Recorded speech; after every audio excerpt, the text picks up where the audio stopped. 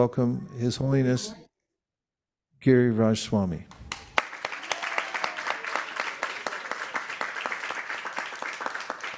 Amen.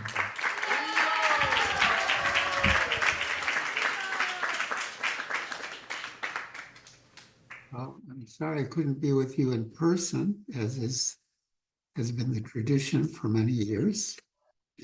But at least I'm able to join you in this way.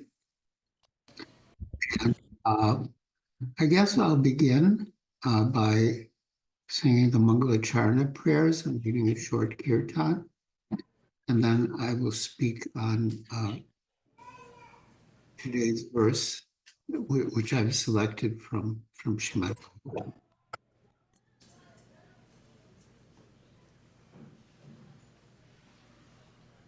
And my dear devotees on Zoom, as far as possible, put on your cameras so we can see your moon-like faces.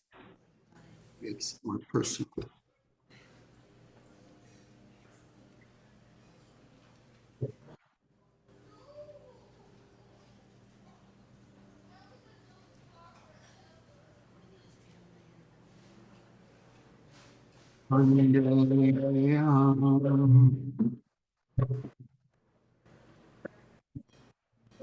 Shri Guru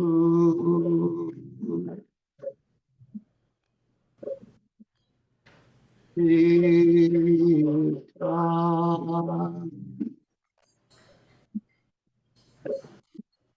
Yatamalam Shri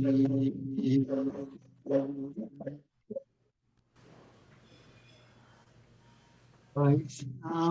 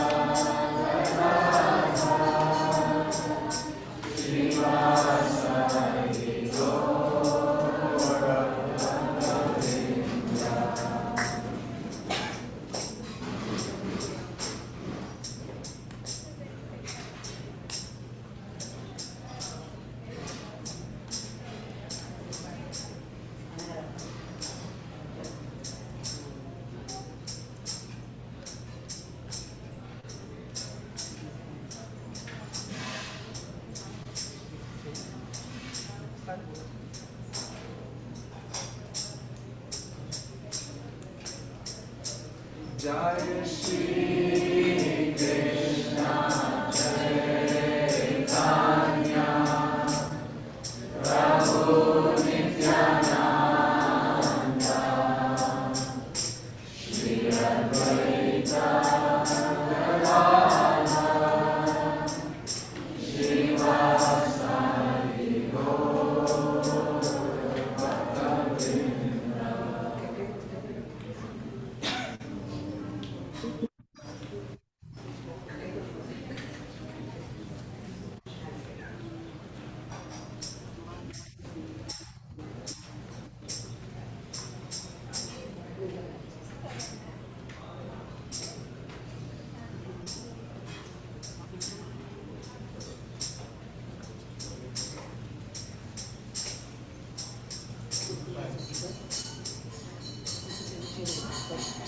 Jai Shri Krishna Chaitanya Prabhu Nityananda Shri Advaita Gadadhara Srivasadi Gaur Bhaktavrinda.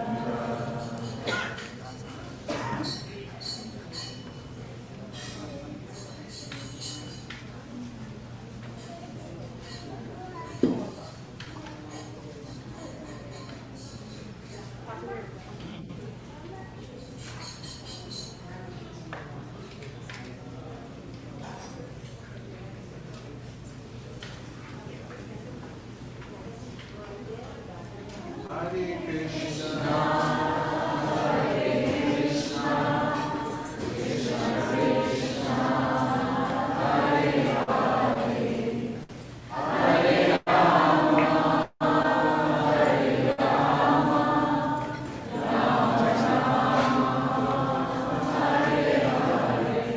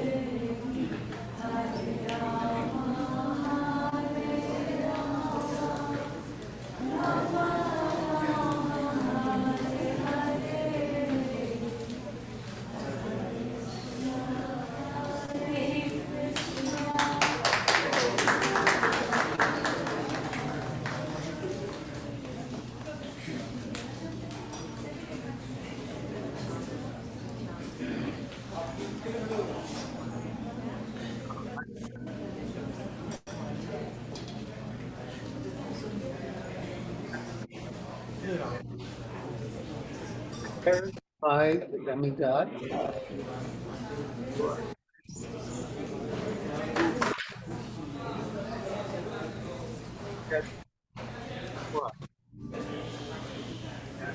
I chose this verse because it is relevant both to Lord Krishna here in today, to Prabhupada. Here we are celebrating March. Om Namo Bhagavate Vasudevaya.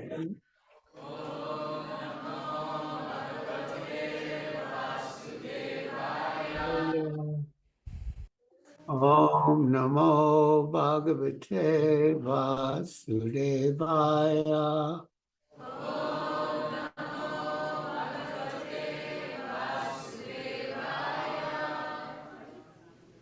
Om Namo Bhagavate Vasudevaya.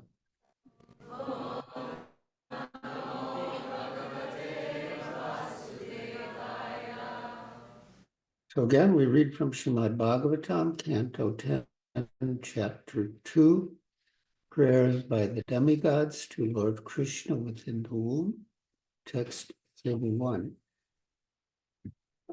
Please repeat. Swayam. Well, no, I'll just read the verse, the Sanskrit. Swayam samutirya sudustaram dyumam avarnavam bhimabadabrasorada bhavat paramboruhanavamatrate nidaya yata sadanugraho bhavan Sayam samutirya sudustaram dyuman avarnavam bhimabadabrasorada Bhavat parambo ruhanamatrate idata sado bhavan. Swayam, personally. Samutirya, perfectly crossing. Sudustaram, which is very difficult to cross. Dyuman, O Lord, who appear exactly like the sun, illuminating the darkness of this world of ignorance. Bhava Arnavam, the ocean of nescience. Bhimam, which is extremely fierce. Adabra Sorida, devotees who are incessantly friendly to the fallen souls. Bhavat Pada Amboruha, your lotus feet. Navam, the boat for crossing. Atra, in this world. Te, they, the Vaishnavas. Nidaya, leaving behind. Yata, on to the ultimate destination. Vaikuntha. Sat Anugraha, who are always kind and merciful to the devotees. Bhavan, you. Translation. O Lord, who resemble the shining sun, you are always ready to fulfill the desire of your devotee.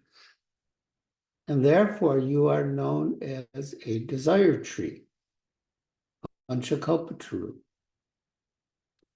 When acharyas completely take shelter under your lotus feet in order to cross the fierce ocean of nescience, they leave behind on earth the method by which they cross. And because you are very merciful to your other devotees, you accept this method to help them.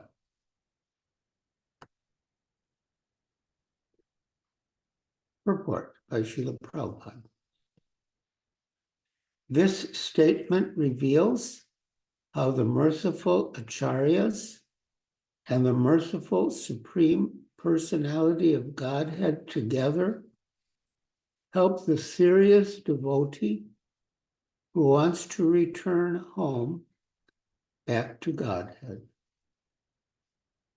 Sri Chaitanya Mahaprabhu, in his teachings to Rupa Goswami, said, Ramanda Brahmite Kona Bhagavana Jiva, Guru Krishna Prasade Pai Bhakti Lata Bij.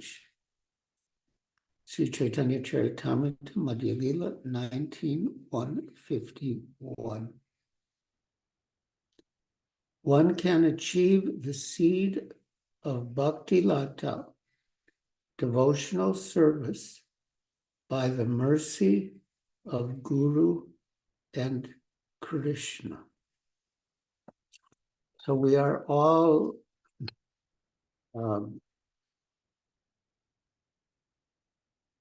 progressing in Krishna consciousness by the mercy of Guru and Krishna. And this verse and purport explain how together the mercy of Guru and Krishna act to help the fallen conditioned souls cross the fierce ocean of nescience and return back home, back to Godhead.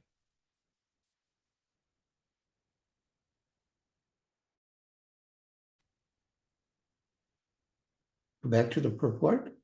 One can achieve the seed of Bhakti Lata, devotional service, by the mercy of Guru and Krishna.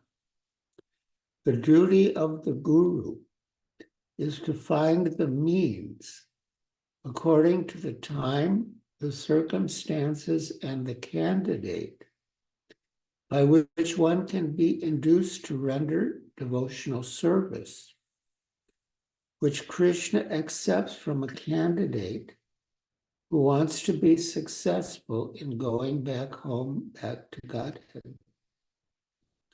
Srila Prabhupada was most expert in making adjustments to engage us, his disciples and other followers, in devotional service in ways that were suitable and appropriate for us.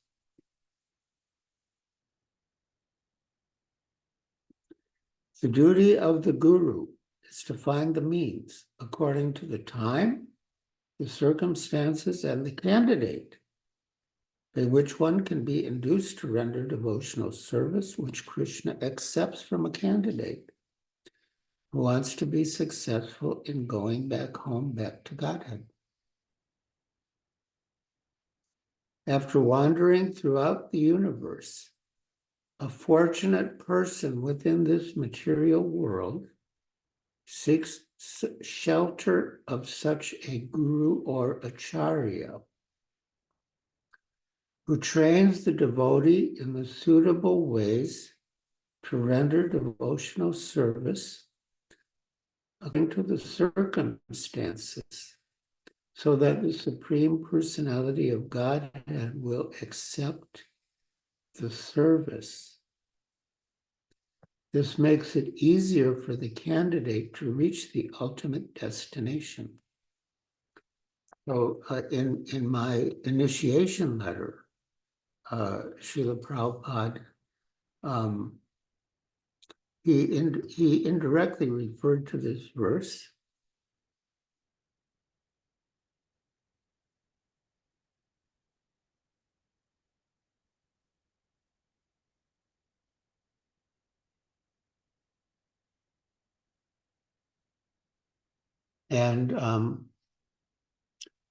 And he said, I marked it in your presence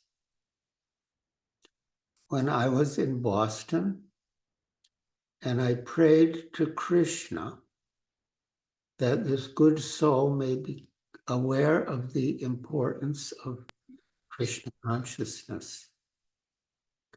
And I often think that it was Srila Prabhupada's prayer on my behalf that enabled me to take up the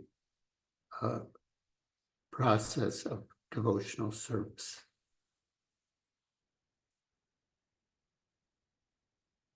So back to the purport. The Acharya's duty, therefore, is to find the means by which devotees may render service according to references from Shastra.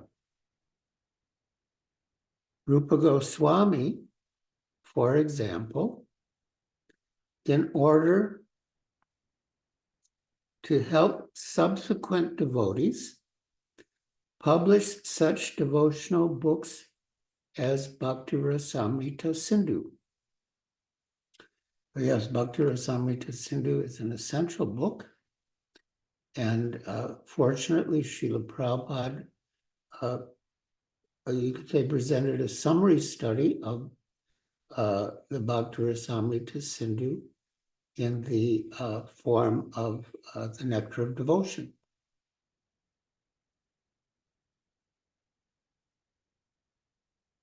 Thus, it is the duty of the Acharya to publish books that will help future candidates to take up the method of service and become eligible to return home back to Godhead.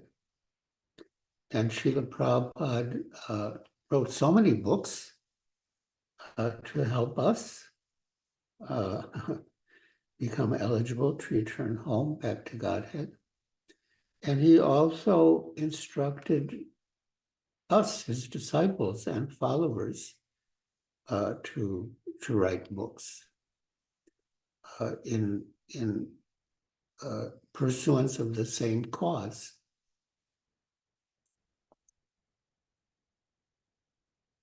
Thus, it is the duty of the Acharya to publish books that will help future candidates to take up the method of service and become eligible to return home back to Godhead by the mercy of the Lord. In our Krishna consciousness movement, the same path is being prescribed and followed. Thus, the devotees have been advised to refrain from 4 sinful activities: illicit sex, intoxication, meat eating, and gambling, and to chant 16 rounds a day.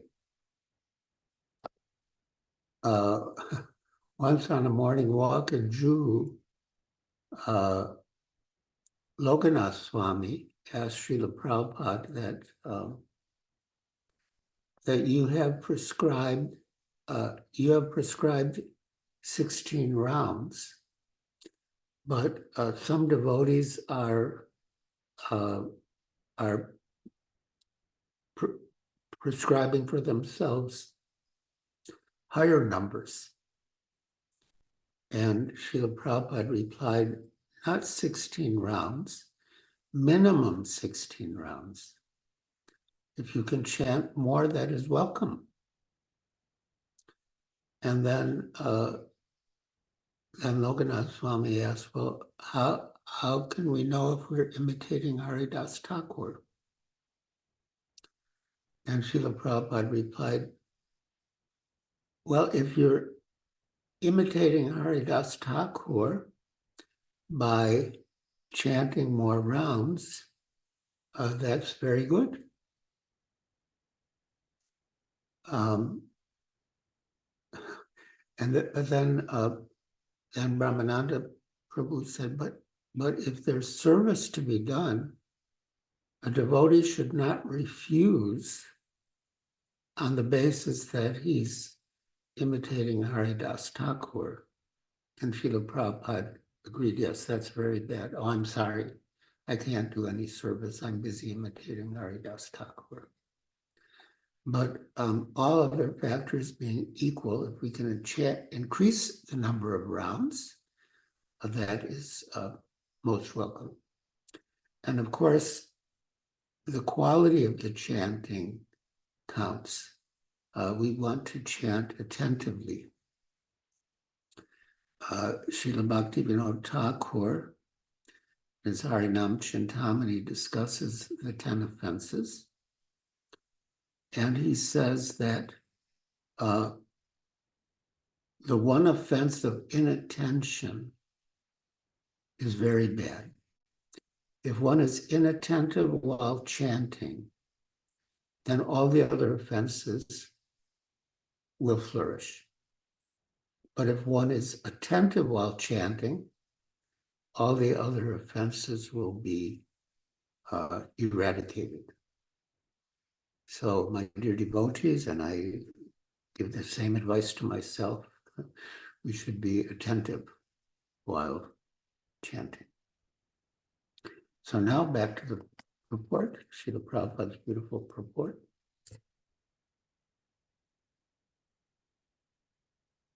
Thus, the devotees have been advised to refrain from 4 sinful activities: illicit sex, intoxication, meat eating, and gambling, and to chant 16 rounds a day. These are bona fide instructions.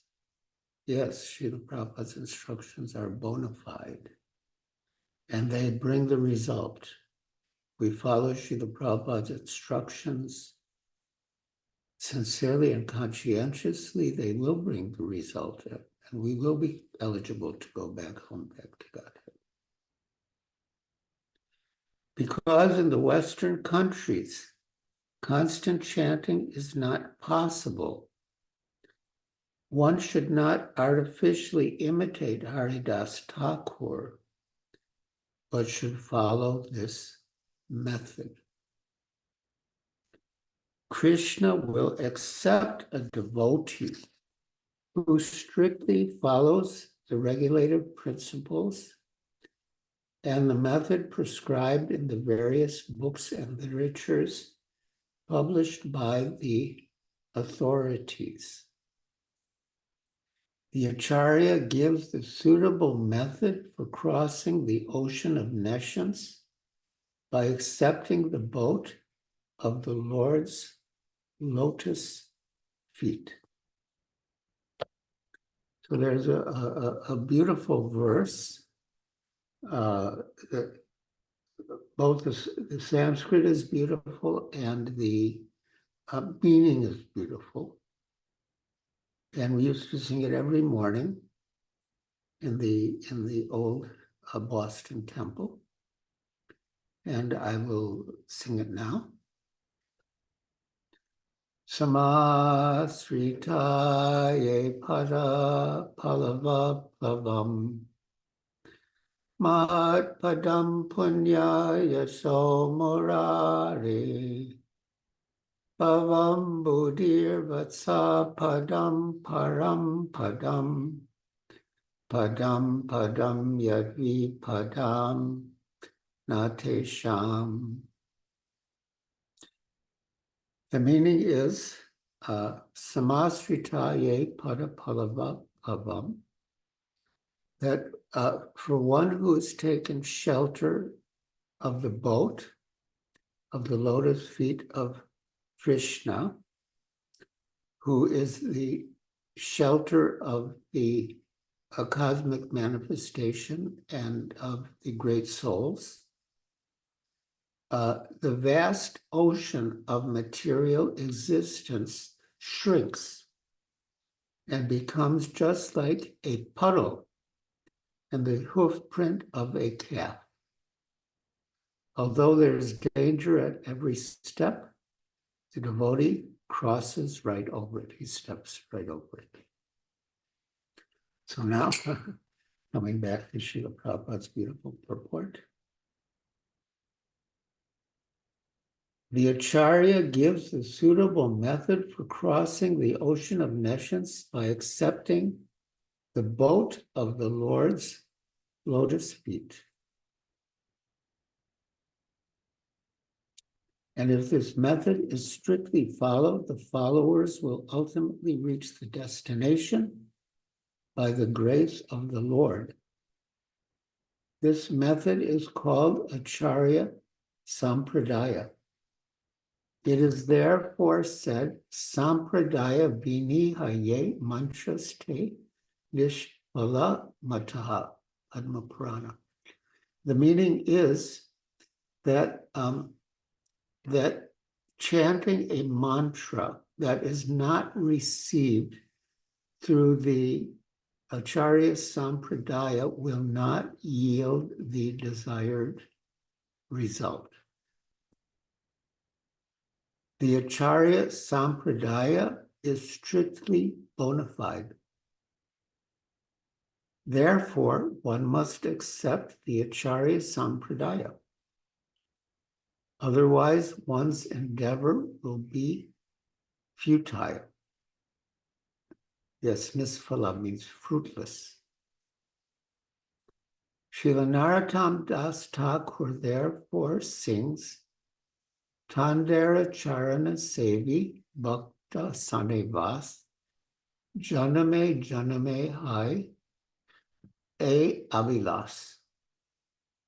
That means he wants to always live in the association of devotees who have taken shelter of the lotus feet of the six Goswamis. And that is his only desire, birth after birth. A very beautiful prayer and desire. One must worship the lotus feet of the Acharya and live within the society of devotees. And one's endeavor to cross over nations will surely be successful. So, my dear devotees, Srila Prabhupada has given us everything we need to be successful. He's given us the Society of Devotees. He's given us the teachings of the previous acharyas. And if we just follow the method that Srila Prabhupada has given us, we will be successful and will be eligible to return back home, back to Godhead. So, my dear devotees, thank you for listening so patiently and attentively. And now, if any of you have any questions or any comments, any reflections you would like to share, you can raise your hand, your physical hand or your virtual hand.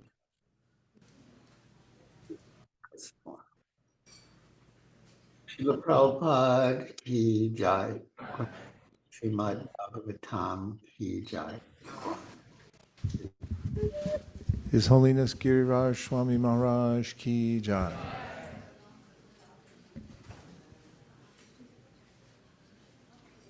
If you have questions or reflections, you can raise your hand and we'll give you a microphone so Maharaj can hear you.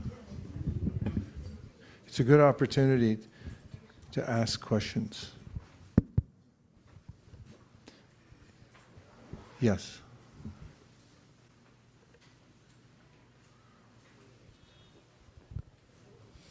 Hare Krishna Prabhuji. Happy Janmashtami. I have a question. So I am doing 16 plus rounds, but it's like when I have guests over from, out of the country and they're visiting me for a week, then my whole schedule and everything goes topsy-turvy because I have to give them attention, show them around and, all that. And then I start feeling guilty.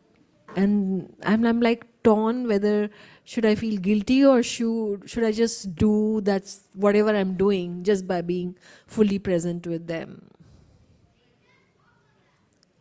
Well, the best thing is if you can get up very early in the morning and your rounds nicely and attentively before the time comes for you to attend to your guests. Rising early in the morning and chanting sincere, attentive rounds is very important. And thereafter, you'll be in a better condition to take care of your guests and give them a rewarding and enriching experience.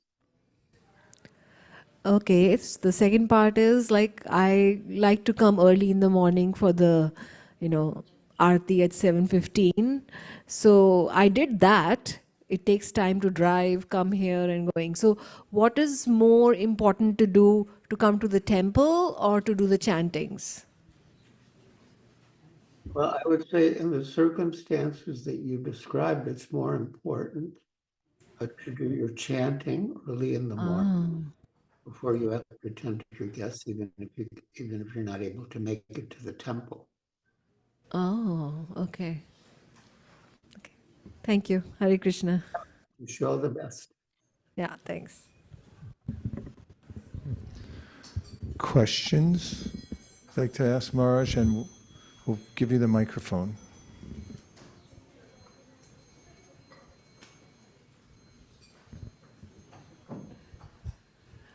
First of all, thank you so much for sharing such a beautiful verse. I'm really appreciative of you and your time and what you've given to us today. I always ask, this question is on my mind. I'm very new to chanting. I'm doing 16 rounds, but the attentive part is quite difficult for me. And so I was wondering if you have any practical advice on how to maintain attentiveness as I chant. Yes, that's a very good question. Again, if you can rise early in the morning and chant, that is ideal. In fact, our spiritual practices have more potency when we perform them during the Brahma Muhurta, which begins 1 hour and 32 minutes before sunrise and continues until sunrise.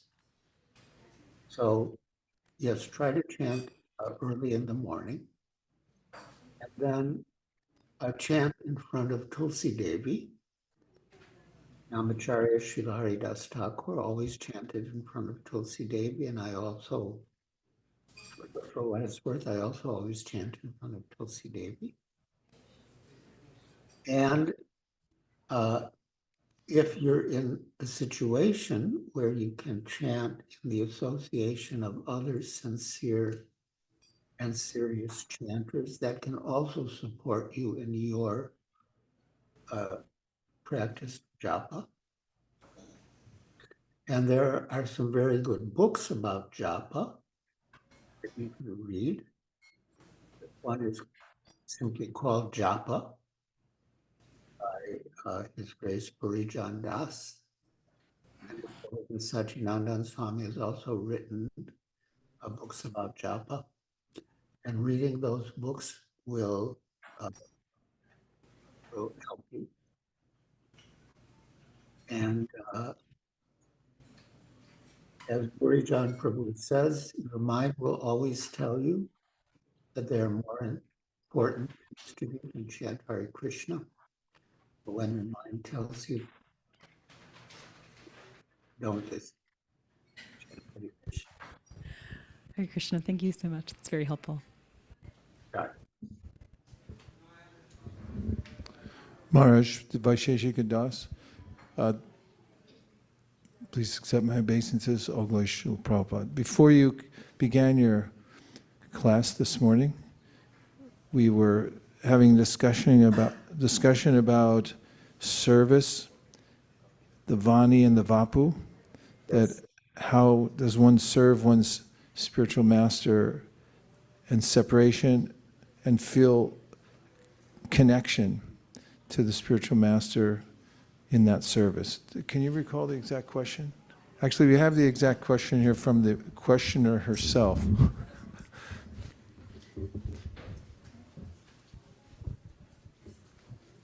Hare Krishna Maharaj, please accept my humble obeisances. My question was asking about how the relationship with the spiritual master is able to go beyond time, space, proximity, and how that reciprocation is done. Is it through some transcendental medium Krishna provides or empowers the spiritual master with, and just wanted some more clarification on this matter. Thank you. Yes, when I joined on Zoom, Vaishnavi Prabhu was reading a very important verse and purport from the fourth canto of Srimad Bhagavatam. And I think of Srila Prabhupada's dedication to Srimad Bhagavatam, which he dedicated to his spiritual master, Saraswati Goswami Maharaj. And Srila Prabhupada wrote, "He lives forever by his divine instruction. The follower lives with him." So by following the instructions of the spiritual master, Vani, we are connected to him, and we can feel his presence and his reciprocation. It is a living relationship. It's an eternal relationship. And the essence of the relationship is to follow the instructions. Oh, yeah, he lives forever by his divine instructions, and the follower lives with him.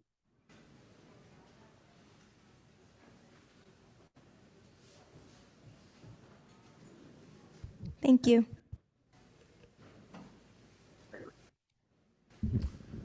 Question way in the back. We'll bring you a microphone. You can stay there. Hare Krishna Maharaj. Hare Krishna. I am from Mumbai temple, Radha Raspberry temple. Jai. I always keep a picture of Shri Radha. And I worked under Surangi Mata around 30 years. First I used to sell books, then I make garlands, then I make moti ki mala, and now I am here at my daughter's house. But my question is, Maharaj, attentive chanting is difficult. As soon as I open my eyes, I start chanting. But attentive chanting, I am sure not. It's not. Sometimes it is not. Most of the time it is not. That's my problem. Well, as Krishna says in the Bhagavad Gita, whenever and from wherever the mind wanders, you must bring it back under the control of the self.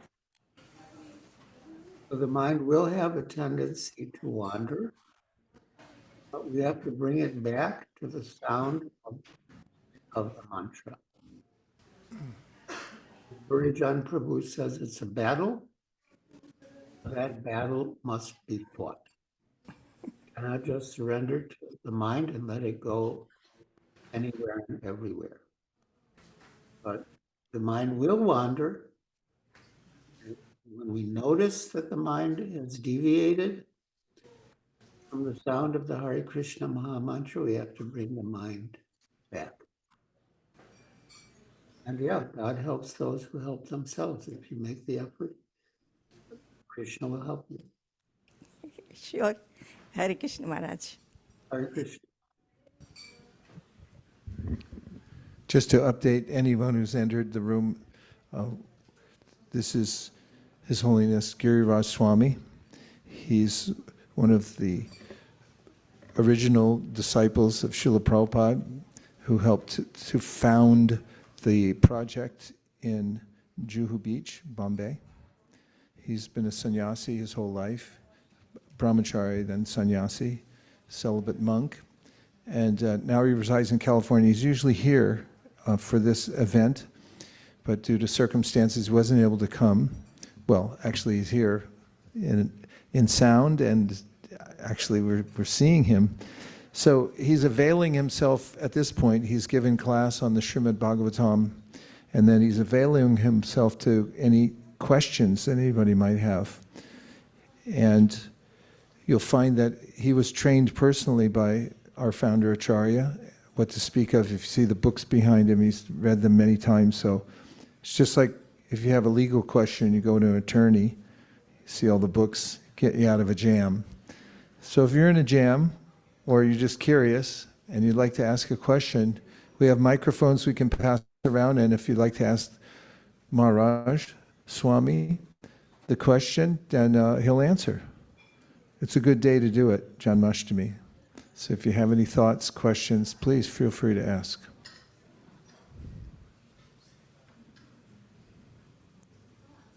Yes. Hare Krishna Maharaj. On the topic of attentive chanting, can you define what it means to attentively chant? Is it to hear what you're chanting, or like something we should think about? You can just define that. Yeah. Well, first, we have to be careful to articulate the holy names carefully and properly. And then once we have articulated them, then we hear. And again, the mind will wander. Mind does have a tendency to wander, and we have to bring the mind. And in one occasion, yeah, I was doing a japa retreat with His Holiness Bhaktivedanta Swami Maharaj, and he quoted Srila Prabhupada as saying, "Just try to hear yourself chanting sincerely. Just try to hear yourself chanting sincerely." That should be our effort.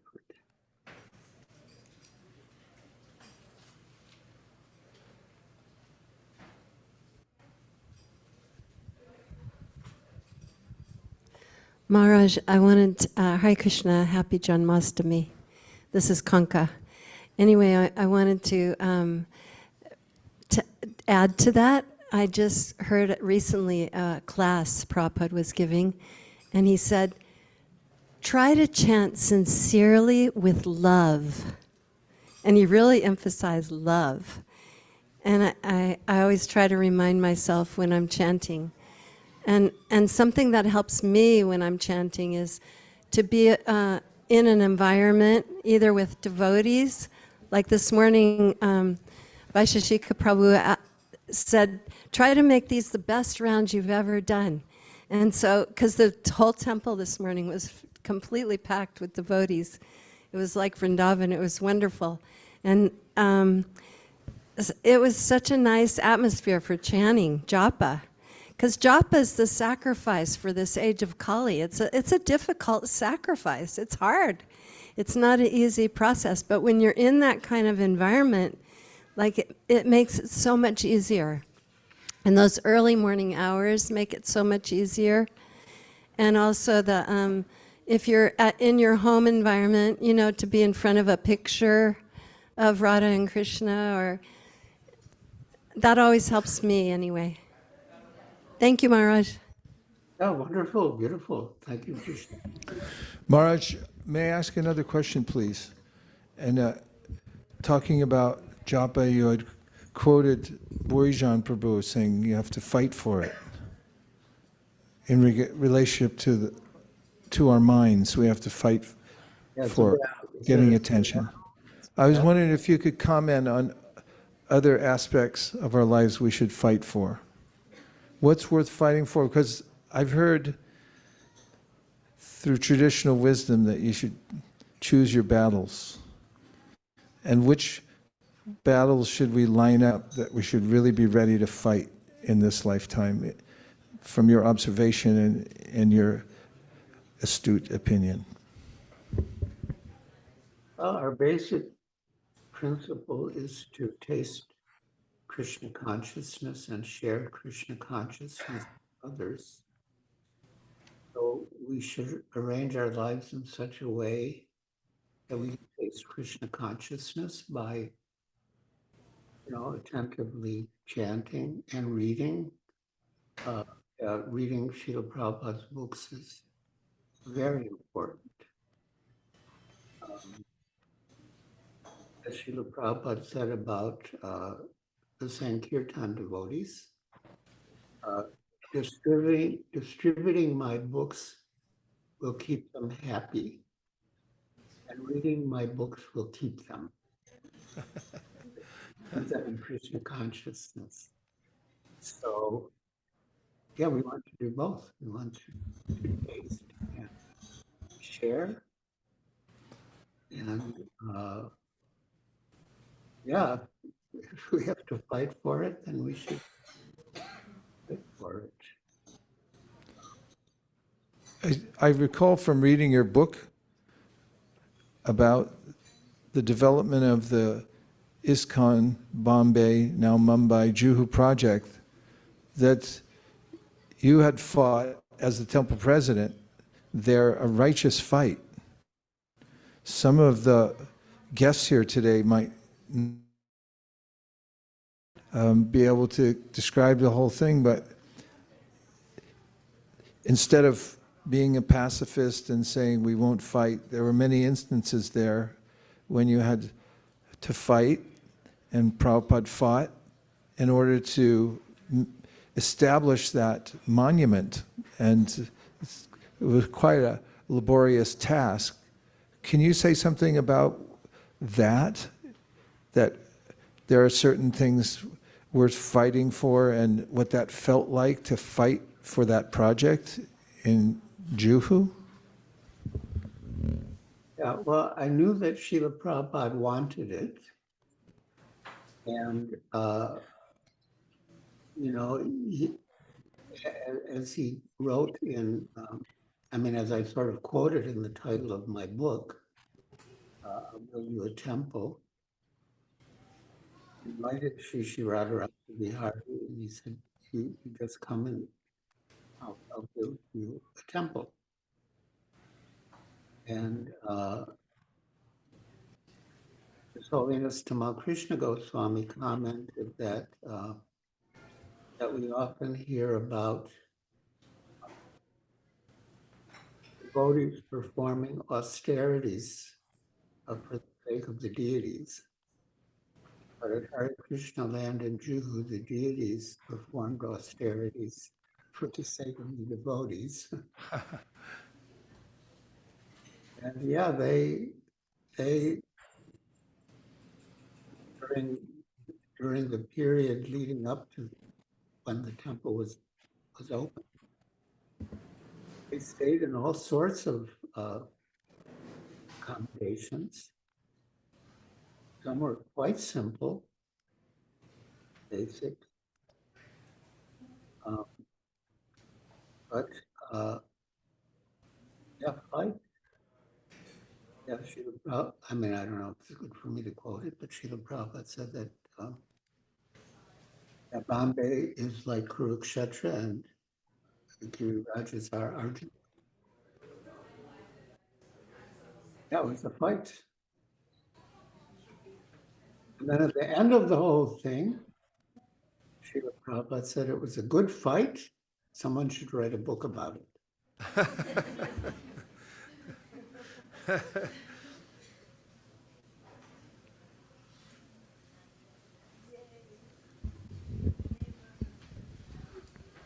Marj, may I ask another question? Sure. I was wondering if you could say something to our audience today who have come here for Janmashtami about the mystery of Krishna's appearance in the world. Although he's unborn, one of his devotees said, he still appears in a family as if he's born. And there's a mystique around this appearance, but then the Upanishad says he's already here, he's within everyone's heart already. Could you enlighten us about the mystery of Krishna's appearance on this day of Janmashtami? Yes. Yeah, Krishna is always everywhere. But this is his Leela pastime that he appears to some devotees who want to serve Krishna as his parents. There, as many of you know, there are different rasas. There's Shantaras, which is I think neutral, and Dasyaras, servant, Sakyaras, friend, Madhurya Ras, lover, and Vatsalya Ras, parent. So certain select highly qualified devotees want to serve Krishna as his parents. Krishna gives them the opportunity by appearing as their son. First, he appeared as the son of Vasudeva and Devaki, and then they appear of Kamsa.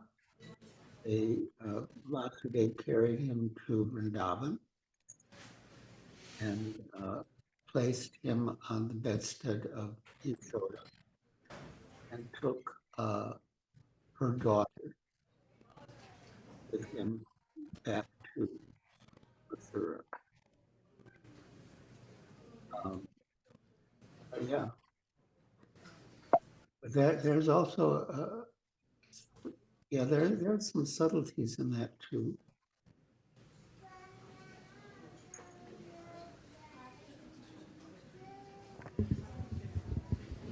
Thank you, Maharaj.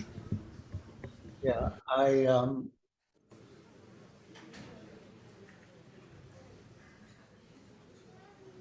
okay. I mean,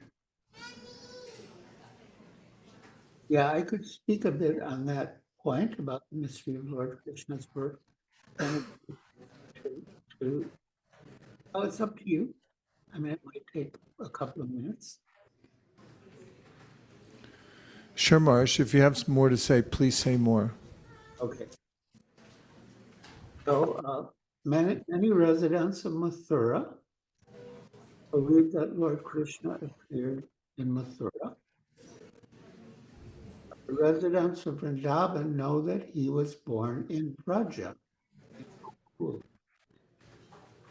Srimad Bhagavatam states that Lord Krishna appeared in the prison house of Kamsa in Mathura as the son of Vasudeva and Devaki.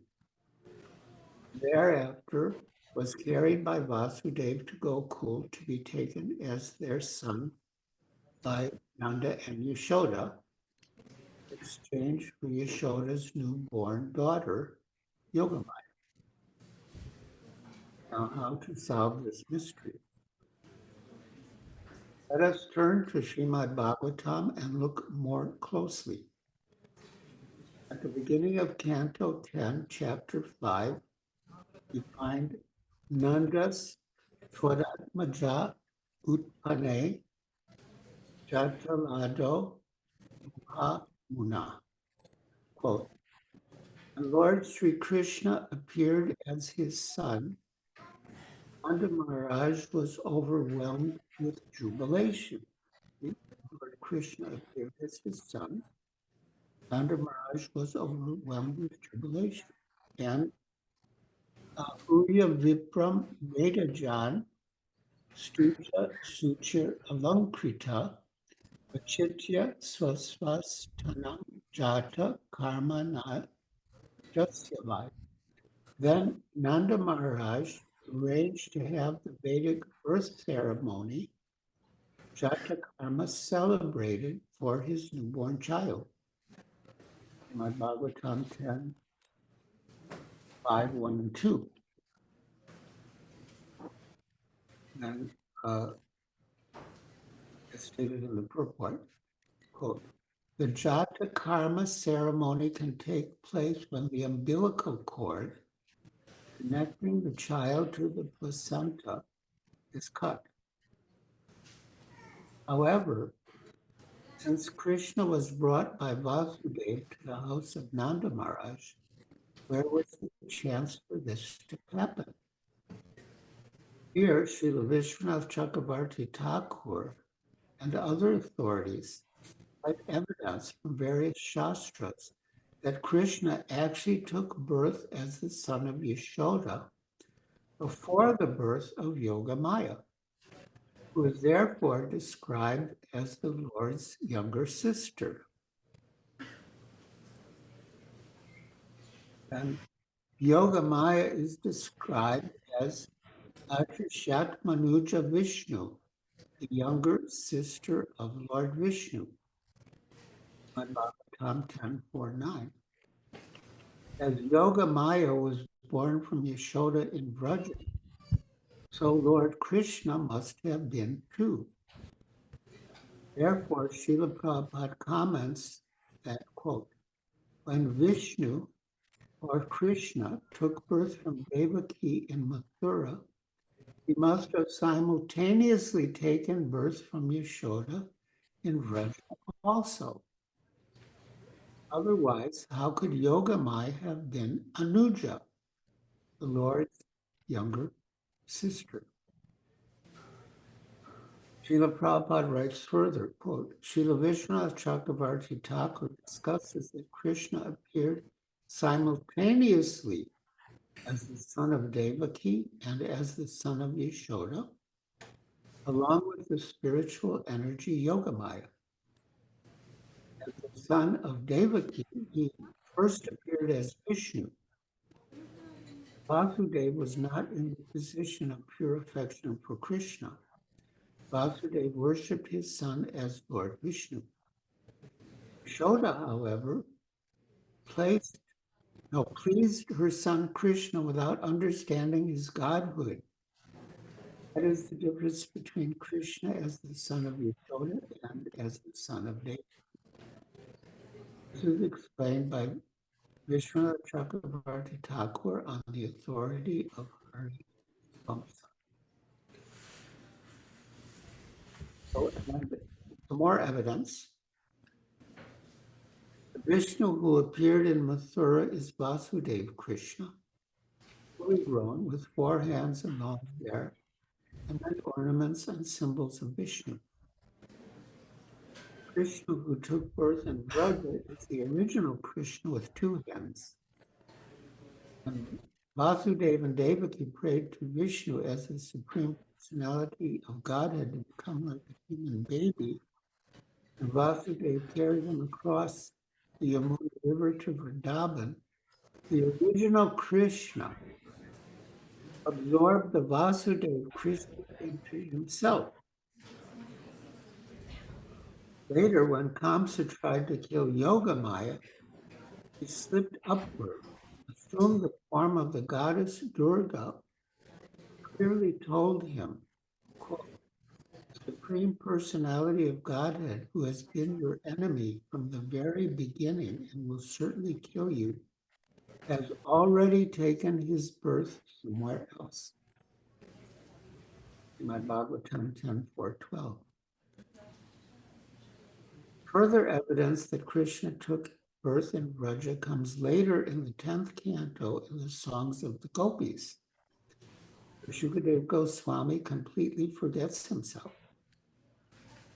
Shukadeva Goswami wanted to encourage Maharaj Parikshit that Krishna was the son of Vasudeva. Vasudeva was Kunti's brother. Kunti was Arjuna's mother and Parikshit's great-grandmother. Thus, to please Maharaj Parikshit, Shukadeva Goswami tried to suppress the fact.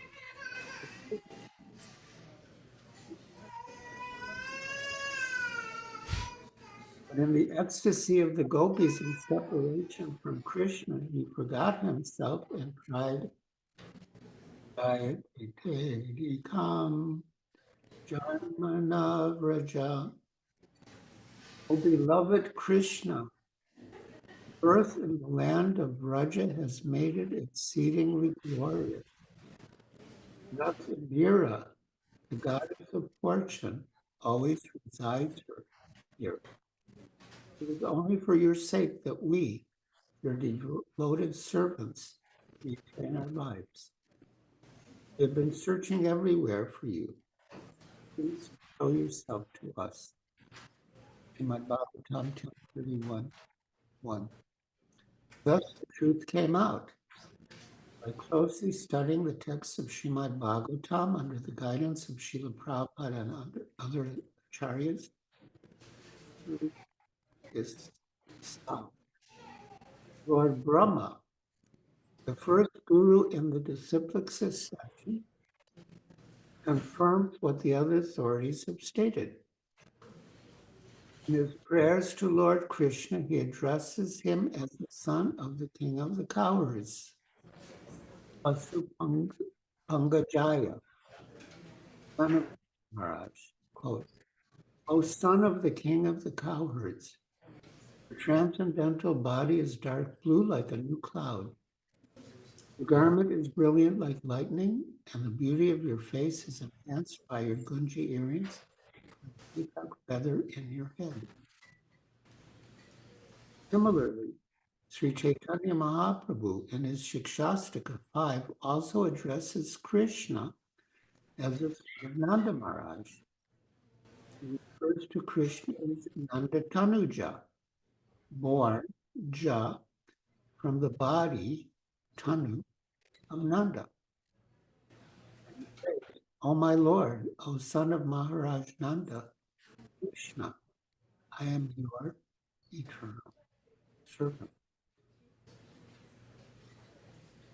So, yeah, in any case, we should never think that Lord Krishna was conceived or born like an ordinary human being. He's always transcendental and supreme, and he manifests himself by his internal potency. Because he wanted to appear like a cowherd boy, his internal potency arranged his apparent birth in Vraja. Wise, the Lord is unborn and eternal. With no beginning and no end. But just as Brahma is described as the father of Varahadev, since Lord Krishna as Varaha appeared from the nostril of Lord Brahma, Nanda and Yashoda are known as the father and mother of Krishna when he appears in his form in Vraja.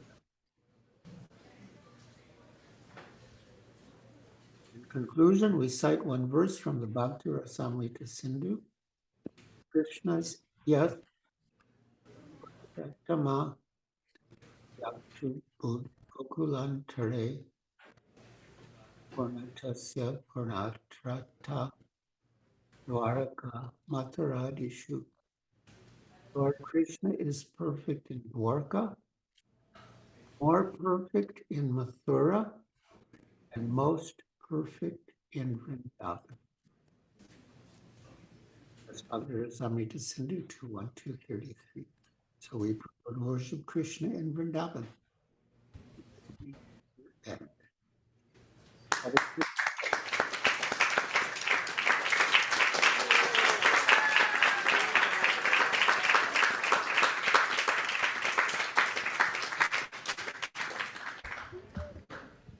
Thank you, Marge. We're deeply grateful that you came to give class today and that you've revealed to us the mystery of Krishna's appearance in this world.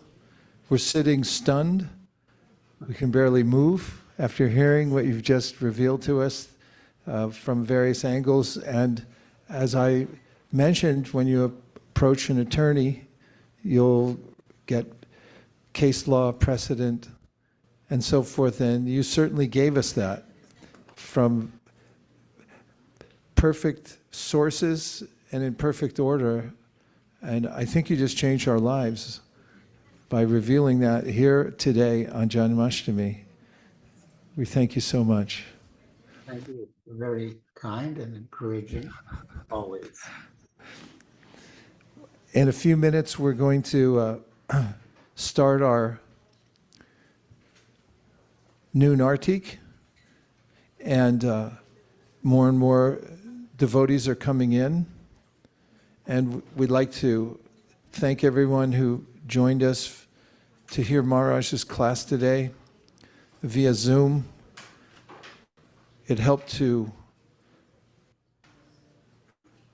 still the restlessness we felt in our heart from not seeing you here this morning, but this has gone a long way, and we'll be thinking of you the rest of the day, and we thank all the devotees also for kindly appearing on the Zoom screen to join us here at ISV. You're welcome to stay. We'll be here all night.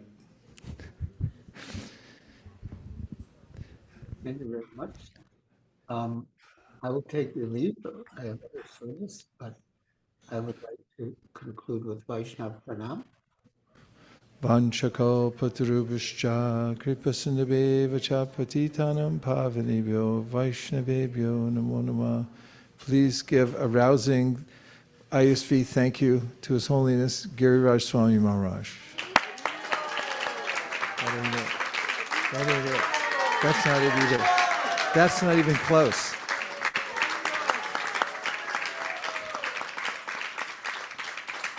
As we clapped, we have flowers in the ceiling, and some of them came down.